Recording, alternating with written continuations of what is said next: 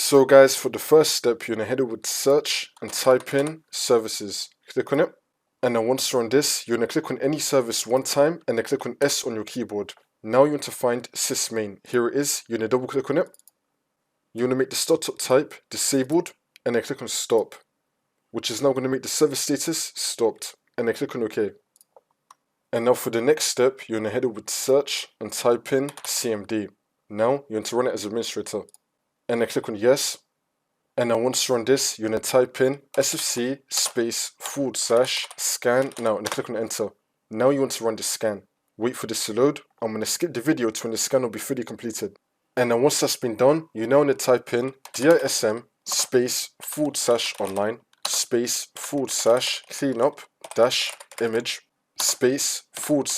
/ restore health. Click on enter again. You now want to run this scan. Wait for this to load. And now once that's been done, for the last step, you just want to restart your computer and then the problem should be fixed.